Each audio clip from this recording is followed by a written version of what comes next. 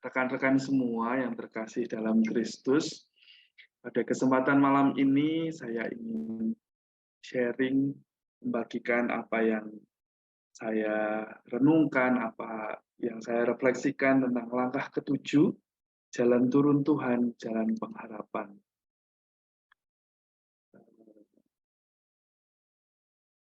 Sebentar, saya akan share screen.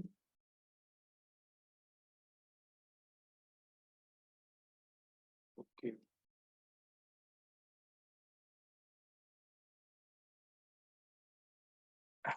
Apakah sudah terlihat? Terlihat jelas. Oke. Sebelumnya saya mohon maaf, presentasi kali ini saya buat dengan tulisan tangan karena ingin melatih motorik saya dan juga karena saya sedang bosan menatap layar komputer gitu. Semoga apa yang tertulis nanti bisa membantu kita semua untuk mendalami ini. Romo dan saudara-saudari semua, ketika membaca tema ini, jalan turun Tuhan, jalan pengharapan, saya merasa bahwa agak terkejut, tetapi juga merasa ingin mendalami, ingin tahu mengapa disebut jalan turun Tuhan, jalan turun, mengapa. Dan mengapa ketika jalannya turun, ada pengharapan di dalam. Saudara-saudara yang terkasih dalam Kristus, merenungkan judul tadi saya teringat sebuah kata, inkarnasi. Inkarnasi sendiri dari bahasa Latin, dari kata in yang artinya dalam dan karne yang artinya daging, yang juga sama artinya dengan manusia. Maka jalan turun yang kita renungkan pada malam ini adalah kita merenungkan bagaimana Allah dengan segala keagungannya turun ke bumi, turun di tengah-tengah kita, menjadi sama dengan kita manusia, dan jalan turun itu dari Allah yang itu kuasanya, itu kudusnya di surga sana, turun ke bumi, menjadi jalan yang saya renungkan, menjadi jalan kerendahan hati. Dan itulah cara Tuhan, cara Allah untuk menyapa dan pada akhirnya menyelamatkan kita. Ketika Allah berani atau memutuskan dirinya untuk turun menjadi sama hakikatnya dengan kita manusia, berarti Allah pun merendahkan dirinya dan juga memberikan teladan supaya kita pun memiliki kerendahan hati yang juga dimiliki oleh Allah. Maka jalan turun yang Tuhan pilih, yang Allah pilih itu menjadi jalan pengharapan. Pengharapan akan apa? Pengharapan akan keselamatan kita manusia. Begitu besar cinta Allah kepada manusia, sehingga Allah ingin menyelamatkan kita dari segala dosa. Maka jalan turun Allah itu jalan pengharapan supaya kita semua selamat. Ketika merenungkan jalan pengharapan, muncul pertanyaan yang saya tuliskan di sini. Jangan-jangan ketika Allah memutuskan untuk mengutus Yesus Kristus, putra tunggalnya ke dunia ini, Allah pun sangat berharap bahwa proyek atau karya keselamatannya ini berhasil. Mungkin ini adalah pertanyaan saya sebagai seorang manusia, tetapi bisa jadi Allah pun yakin bahwa ini akan berhasil. Tetapi bisa jadi juga dalam pikiran saya sebagai manusia, Allah pun harap-harap cemas gitu. Maka Allah pun punya pengharapan bahwa proyek keselamatan yang dilaksanakan oleh putranya yang tunggal Yesus Kristus itu berhasil. Dengan demikian, kita manusia diselamatkan. Saudara-saudari yang terkasih dalam Kristus, Secara khusus kita mendalami atau berguru pada Santo Ignatius Loyola, seorang suci, orang kudus yang penuh keteladanan. Kita tahu bahwa sejarah hidupnya sangat luar biasa, mana background-nya sebagai seorang bangsawan, lalu dengan berbagai macam pengalamannya, akhirnya dia memutuskan untuk meninggalkan itu semua. Jika kita mengingat peristiwa demi peristiwa yang Santo Ignatius alami, kita tahu bahwa pada akhirnya kita juga belajar untuk rendah hati seperti Ignatius Loyola. Kata rendah hati itu lalu menggelitik saya untuk mendalami lebih jauh dan menemukan kata perseverance, perseveranza. Kerendahan hati, lepas bebas, mau meletakkan semua di tangan Tuhan. Itu pula yang dialami dan diolah dan akhirnya menjadi keutamaan hidup Santo Ignatius. Meletakkan semua di tangan Tuhan. Contoh konkretnya apa? Ketika Ignatius mempersembahkan pedangnya di hadapan Bunda Maria. Bagi saya itu adalah momen penting di mana Ignatius menyerahkan hidupnya yang lama, menyerahkan kelekatan, kenyamanannya, jabatan, meletakkan segala kenyamanannya di hadapan Tuhan. Bahkan di dalam perjalanan selanjutnya pun Ignatius selalu meletakkan segala sesuatunya di tangan Tuhan, baik itu pengalaman baik maupun pengalaman buruk.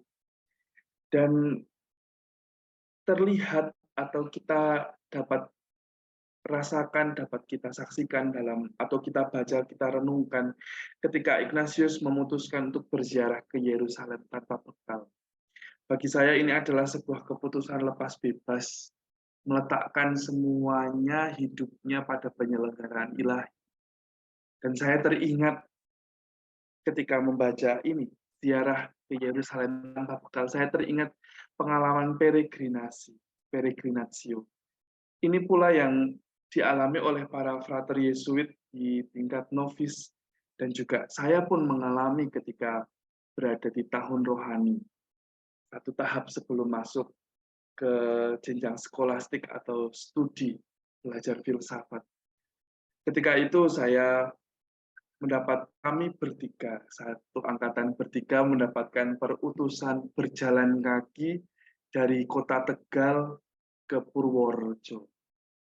Waktu itu kami sama sekali tidak dibekali apa-apa, maksudnya tidak membawa uang, tidak membawa sabun untuk mandi. Yang kami bawa di tas hanya mantol, lalu buku bacaan rohani, dan baju ganti satu setel. Kami berjalan siang dan malam menyusuri gunung, bahkan di trek terakhir sepanjang jalur selatan itu kami lalui dari Gombong, Kebumen, dan pada akhirnya berujung di Purworejo. Etapa terakhir itu dari Gombong sampai Purworejo itu adalah yang paling sulit karena berada di pinggir jalan raya besar, jalur provinsi, panas, bertemu hanya aspal, asap, dan tantangan demi tantangan mulai muncul di sana. Tetapi kami bertiga selalu menyempatkan diri ketika memulai perjalanan di pagi hari. Selalu kami persembahkan perjalanan hari itu dengan berdoa rosario. Kami sambil menyusuri jalan jam 4 pagi, memulai perjalanan sambil rosario, mendoakan diri kami, juga mendoakan orang-orang yang mendukung panggilan kami. Itu yang kami teladani dari Santo Ignatius Loyola, karena kebetulan di tahun rohani kami juga belajar latihan rohani Santo Ignatius Loyola.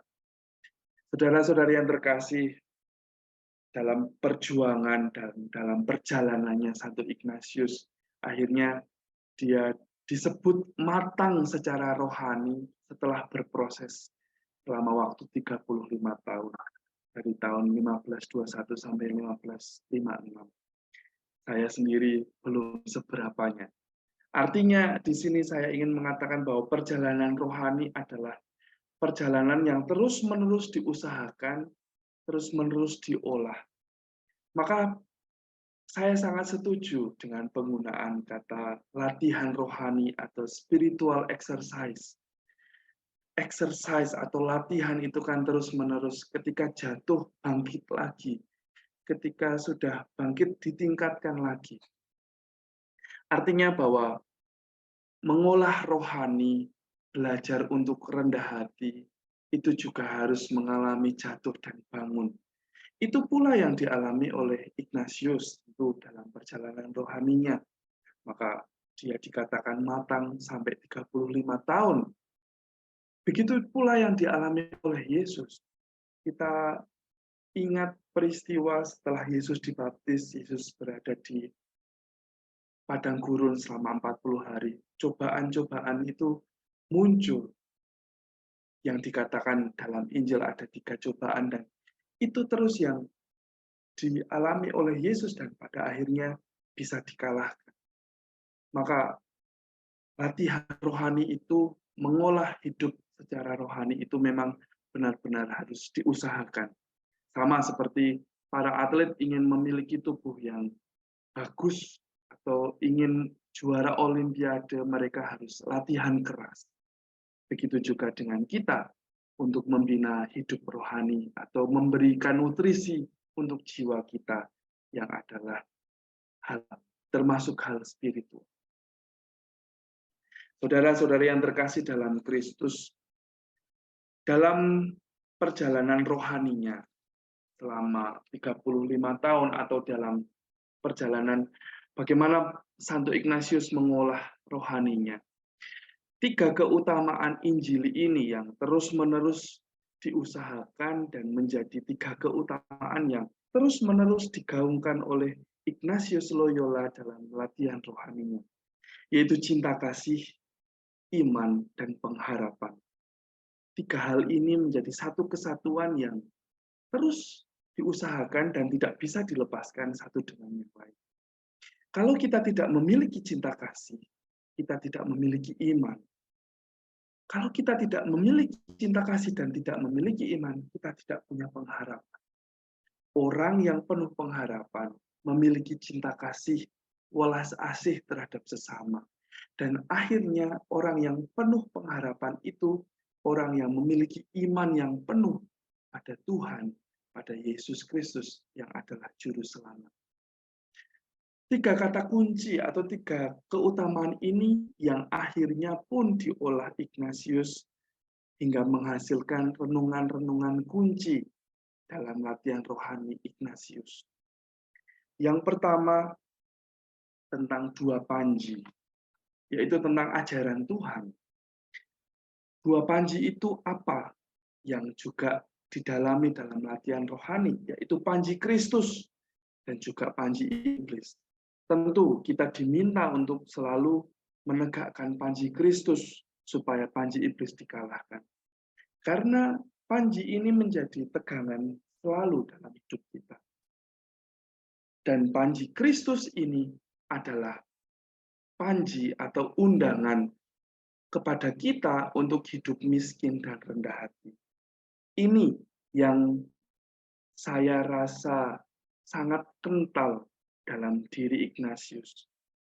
Kalau Anda semua pernah melihat film Inigo de Loyola, di sana digambarkan bagaimana Ignatius bergulat, ditampilkan roh baik dan roh jahat. Bagaimana roh baik itu membujuk dan menguatkan Ignatius, dan bagaimana iblis atau roh jahat itu menggoda terus-menerus dengan tawaran-tawaran duniawi kepada Ignatius. Tapi toh pada akhirnya nanti kita akan membahas di kerendahan hati itu. Ignatius memilih panji Kristus untuk tegak, sehingga dia memutuskan untuk hidup miskin, meninggalkan kenyamanan, meninggalkan hidup bangsawannya, dan memilih untuk menjadi atau belajar rendah hati. Renungan yang kedua yang ditawarkan Ignatius adalah 3 golongan orang. Nah, ini yang juga dekat dengan kita. 3 golongan orang ini digambarkan dalam latihan rohani adalah 3 orang yang berjuang untuk memperoleh kekayaan dengan cara yang halal. Tetapi 3 golongan ini harus kita lihat motivasi dan juga perhitungan apakah mereka juga memiliki atau melibatkan Allah dalam perjuangan mereka untuk memperoleh kekayaan itu. Golongan pertama adalah golongan orang yang sadar akan kelekatan atau keterikatan dirinya dengan hal-hal duniawi, tetapi dalam perjuangannya untuk melepaskan kelekatan itu tidak berhasil. Mengapa tidak berhasil? Karena mereka atau golongan yang pertama ini tidak memilih sarana untuk memeranginya. Mereka hanya ingin saja, tetapi tidak memilih sarana. Golongan yang kedua adalah orang yang sadar betul akan kelekatan atau keterikatan hidupnya pada hal-hal duniawi, tetapi dan juga golongan ini ingin agar Tuhan itu juga berkarya di dalam dirinya. Dia juga ingin mencari kehendak Tuhan di mana. Tetapi keinginannya ternyata tidak murni, karena mereka ingin agar Allah, agar Tuhan itu mengikuti kehendak dirinya.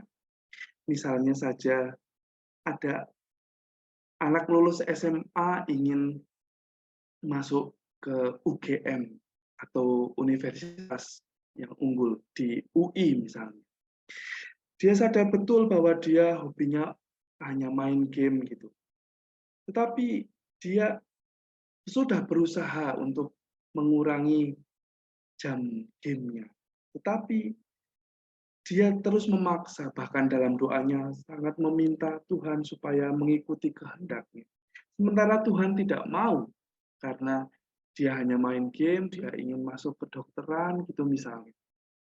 Pada akhirnya keinginannya tidak murni. Dia menghalalkan segala cara supaya bisa masuk universitas ternama misalnya. Lalu golongan yang ketiga adalah golongan orang yang sadar betul akan kelekatan dalam hidupnya, tetapi akhirnya dia mau meletakkan semuanya kepada Tuhan dan dia mau menyatakan atau menyerahkan pada kehendak Tuhan, tergantung kepada Tuhan. Dan dia berjuang dengan sungguh apa yang dia usahakan untuk memiliki sesuatu, mencapai keinginannya itu hanya untuk melayani dan demi kemuliaan Tuhan yang lebih besar. 3 golongan ini digolongkan sesuai dengan kehendak kita, kehendak Allah dan juga kehendak kita manusia. Apakah ada sinkronisasi atau tidak? Kunci yang terakhir adalah 3 kerendahan hati. Yang pertama, golongan kerendahan hati atau level pertama kerendahan hati adalah kerendahan hati untuk taat pada hukum Tuhan di atas segala sesuatu. Tingkat pertama, taat pada hukum Tuhan dan taat pada hukum Tuhan di atas segala sesuatu. Menaati 10 perintah Allah, mematuhi 5 perintah gereja misalnya. Mereka orang-orang yang sangat taat, patuh pada Tuhan. Lalu tingkat yang kedua, tidak hanya taat pada hukum Tuhan, tetapi memiliki disposisi ketidakterikatan pada hal-hal duniawi. Sudah melepaskan pada hal-hal duniawi, lepas bebas. Memiliki kerendahan hati untuk menyerahkan segala sesuatunya kepada kehendak Tuhan. Misalnya Ibu Maria dengan fiatnya atau dengan ucapannya ketika mendapatkan kabar dari malaikat Gabriel. Terjadilah padaku menurut perkataanmu. Lalu di level kedua ini orang-orang itu membuang keterikatan pada dosa-dosa ringan Sehingga demi kasih Tuhan pun bahkan mereka rela mati daripada berbuat dosa, bahkan sekecil apapun. Jadi tidak hanya taat, tetapi sudah mengusahakan hidup yang kudus, yang suci, menyerahkan diri kepada Tuhan. Dan level yang ketiga, level kerendahan hati yang ketiga adalah level kerendahan hati untuk memilih jalan hidup yang seperti Kristus. Berani sengsara, berani untuk tidak mengunggulkan egonya. Saya rasa teladan pada tingkat ketiga kerendahan hati dalam latihan rohani Santo Ignatius bisa kita teladani adalah Mother Teresa dari Kalkuta, yang sudah tidak lagi memikirkan dirinya, tetapi memberikan seluruh hidupnya kepada orang-orang di jalanan, orang-orang miskin yang kelaparan.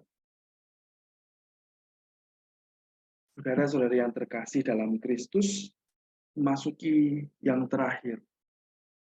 Saya ingin menawarkan rahmat atau dambaan yang dimohon, yang dapat kita mohonkan dalam hari-hari kita selanjutnya, dalam renungan-renungan dan refleksi kita hidup sehari-hari.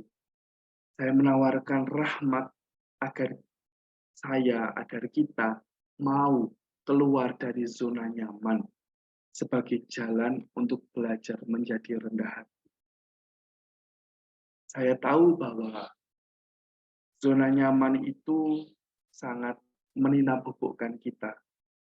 Tetapi berani tidak kita keluar meninggalkan kenyamanan itu supaya kita belajar untuk rendah hati. Saya sedikit sharing ketika berada di tahun rohani. Saya bersyukur sekali mendapatkan talenta bermusik. Tetapi dalam latihan rohani saya merasa bahwa musik itu bukan menjadi sarana saya untuk memuliakan Tuhan, tetapi menjadi cara saya untuk mendapatkan atensi, untuk tampil, untuk menjadi bahan omongan bahwa wah, ada seorang calon imam yang pandai bermusik. Jadi saya ingin merasa unggul daripada yang lain. Maka dalam latihan rohani waktu itu saya memutuskan untuk berhenti bermain musik. Saya minta izin kepada Romo Rektor saat itu dengan alasan ingin mengolah hidup, mengolah diri. Dan dikabulkan dan akhirnya saya memutuskan untuk stop bermain musik selama hampir 7 bulan, 7-8 bulan. Dalam waktu yang sedemikian singkatnya, ya lumayan panjang buat saya waktu itu. Saya merasa tersiksa di awal karena mendengar teman lain bermain tidak baik, lalu kadang bahkan tidak ada iringan. Saya merasa terpanggil gitu. Tetapi saya bertanya pada diri saya, apa motivasi saya untuk bermusik? Hingga pada akhirnya setelah selesai tahun rohani, saya merasa bersyukur bahwa teman saya lalu ada yang bisa bernyanyi, lalu saya sendiri dimurnikan lagi motivasinya. Bahwa musik adalah sarana saja untuk saya bisa berdoa atau membantu orang lain berdoa. Dan sampai saat ini pengalaman itu menjadi pengingat saya supaya dengan bermusik saya tidak ingin menonjolkan diri, tetapi demi kemuliaan Allah. Dan ini hanya sarana, itu yang selalu saya katakan pada diri saya. Yang terakhir, hal yang dapat kita renungkan atau pertanyaan yang bisa kita bawa, kita renungkan dalam perjalanan kita sehari-hari. Hal apa yang masih melekat dan mengganggu tujuan hidup kita? Dalam latihan rohani disampaikan bahwa tujuan hidup manusia adalah untuk memuji, menghormati, dan mengabdi Tuhan. Nah, hal-hal apa yang kita miliki tapi mengganggu kita atau menghalang kita untuk sampai pada tujuan itu, untuk memuji, menghormati, dan mengabdi Allah. Apakah mau jika hal itu, kenyamanan itu kita persembahkan pada Allah? Seperti Ignatius yang berani mempersembahkan, menyerahkan segalanya kepada Allah. Bahkan dalam perjalanan rohani selanjutnya, Ignatius pun menyerahkan pengalaman baik, pengalaman buruknya apalagi di hadapan Allah. Sehingga hanya Allah saja yang bekerja di dalam hidupnya. Dan dengan cara demikian, Ignatius dapat memuliakan Allah. Demikian dari saya, semoga apa yang saya berikan atau yang dapat kita renungkan pada malam hari ini membantu kita untuk seperti Allah, berani turun, berani belajar rendah hati, supaya kita dapat menemukan jalan pengharapan. Orang yang punya pengharapan, punya belas kasih, punya cinta kasih terhadap sesama, dan tentu punya iman yang penuh pada Allah Sang Penyelamat. Kemuliaan kepada Bapa dan Putra dan Roh Kudus, seperti pada permulaan, sekarang, selalu, dan sepanjang segala abad. Amin. Terima kasih banyak, Dr. Patrick. Di luar tema, saya berkesan sekali dengan justru sarana yang digunakan ya.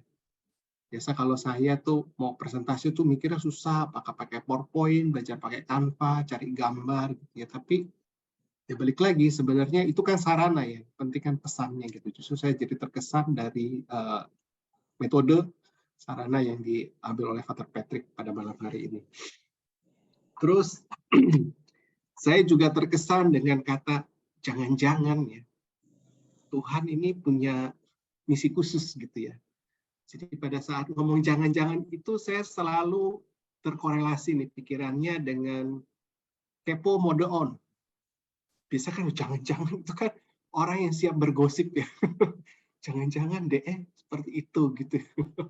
Jangan-jangan. Nah ini tapi yang digosipin Tuhan.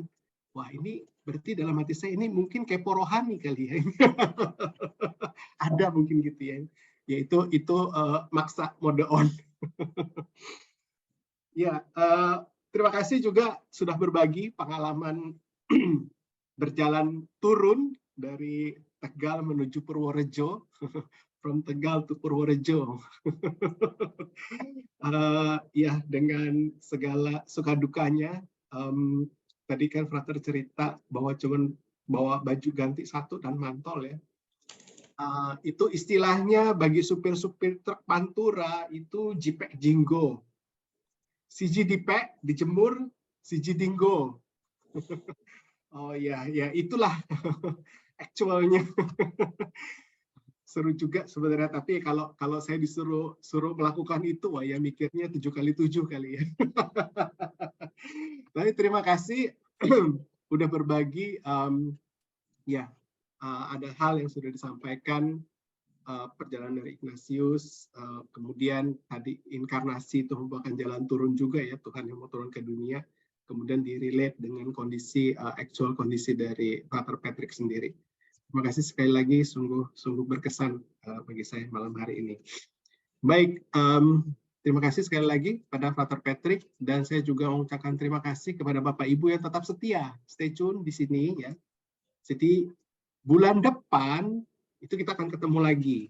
Bapak Ibu akan diundang untuk membagikan pengalamannya. Nah, dari apa yang sudah disampaikan dan dibagikan oleh Father Patrick pada malam hari ini, kita bisa menerjemahkannya dalam 5 langkah doa. Ya, ini formatnya sama seperti latihan rohani, ada preparasi, aksi, dan refleksi. Saya mau share screen sebentar nih ya. Jadi ini ada satu tawaran dari apa yang sudah dibagikan pada malam hari ini.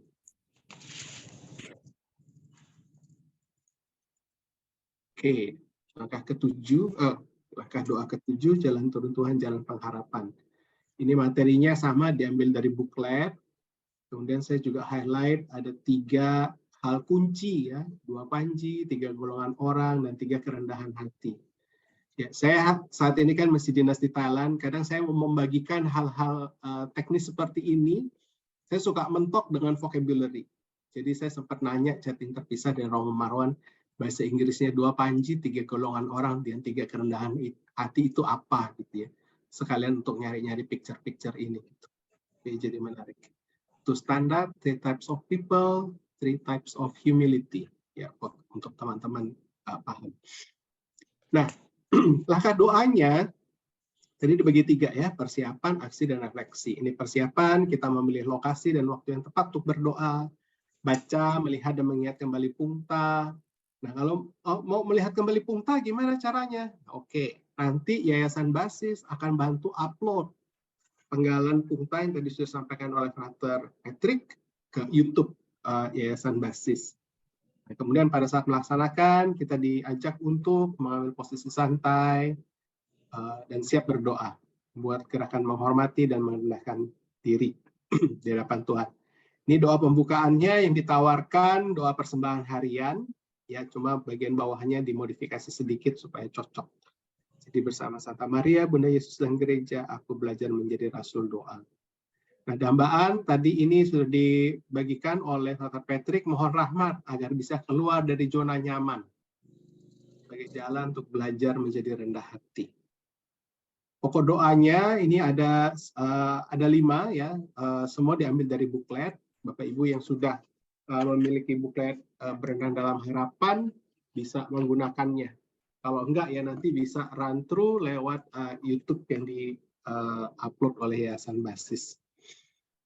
Ini langkah 1 dan 2, kemudian ini langkah 3, mengingat dan menghadirkan kembali peristiwa yang meyakinkan kebenaran ajaran 2 panji, karakter golongan 3 dalam orang golongan 3 ya. Ini diundangnya spesifik nih, karakter orang golongan 3.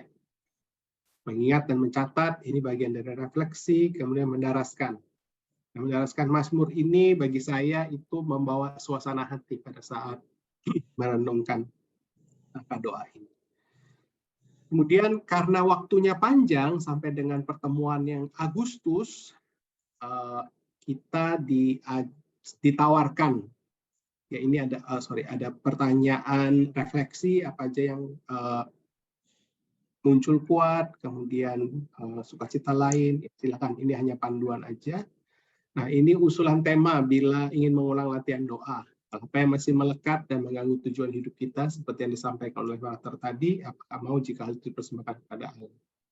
Saya ini, waktu saya merenungkan langkah ke-7 ini, saya teringat ini, berakit-rakit ke hulu, berenang-renang ke tepian, bersakit-sakit dahulu, bersenang-senang kemudian. Aja nih, pengalaman yang alami kesukaran, tapi memberikan pengharapan besar. Tuh, 5 langkah doanya. Nah, kemudian jadwal kita bulan Agustus. Ingat ya, ini lebih cepat nih, tanggal 8 Agustus ya, Selasa kedua. Jadi tanggal 1 Agustus itu hari Selasa, nah ini minggu keduanya. Selasa kedua, 8 Agustus, kali ini akan menjadi pembawa pungta Romo Sabto. Ya, ini kalau teman-teman yang sudah ikut LRP angkatan jauh sebelumnya itu masih sudah kenal lah dengan Frater saat itu ya. Sekarang sudah jadi Romo Sabto. Itu bulan depan ya. Seperti biasa nanti akan dibagikan flyer bersama link registrasi. Silakan Bapak Ibu klik linknya, nanti daftar, nanti link Zoom akan dibagikan melalui email. Ya, karena ini doanya betul ada satu rangkaian besar busur dari langkah 1 sampai langkah 12. Tapi kalau mau diikuti independen juga tidak perlu khawatir. Silakan diikuti saja dan bagikan pengalamannya. Jadi Bapak Ibu, saya juga minta tolong untuk membagikannya nanti kepada rekan-rekan di komunitas dan keluarganya. Oke. Baik, demikian dari saya. Terima kasih untuk mengakhiri pertemuan pada malam hari ini. Kita akan berdoa bersama yang diambil dari buklet doa Berenang Dalam Harapan. Saya akan share screen. Kali ini saya minta tolong Mbak Aster Yarto untuk membacakannya ya.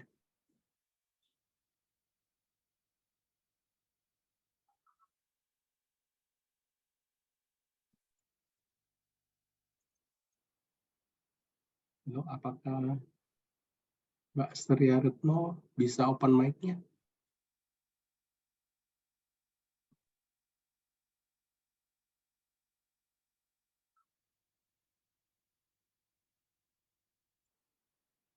Oke, kalau enggak respon, Mbak Feby, apakah bisa bantu bacakan doanya?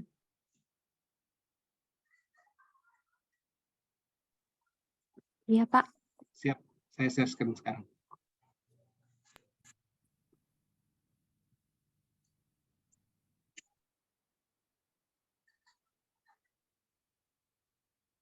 Oke, silakan. Baik, mari kita persiapkan hati kita, mari kita berdoa. Dalam nama Bapa dan Putra dan Roh Kudus. Amin. Aku percaya ya Tuhan, Engkau memanggil aku menuju kebahagiaan, menuju hidup baru, menuju surga yang sudah dimulai di dunia ini. Kau panggil aku demi kehidupan, demi tugas mulia di dunia, demi sesama dan demi persaudaraan yang harus ada untuk bersama-sama sampai nanti di surga. Aku percaya ya Tuhan, Engkau memanggil aku, tapi kerap tak kudengarkan panggilan-Mu. Biarkanlah aku mendengar-Mu dan memahami kata-kata-Mu. Bujuklah aku, agar aku mencari-Mu dan menemukan-Mu. Bangunkanlah kerinduanku untuk menerimamu dan benar-benar merasakan kehadiran-Mu. Di mana 2 atau 3 orang sesamaku berkumpul atas nama-Mu. Utuslah orang-orang mewartakan kebenaran tentang diri-Mu, hingga aku bisa mendengar tentang kebenaran-Mu mengenai diriku, tentang kebahagiaan, tentang hidup baru, dan tentang surga yang sudah dimulai di dunia ini. Amin. Dalam nama Bapa dan Putra dan Roh Kudus. Amin. Terima kasih, Sis Feby. Terima kasih, Romo, Frater, rekan-rekan semua sudah bergabung dan setia sampai dengan langkah ke-7. Sampai ketemu nanti bulan Agustus tanggal 8 bersama Romo Sabtu. Selamat istirahat. Terima kasih. Terima kasih.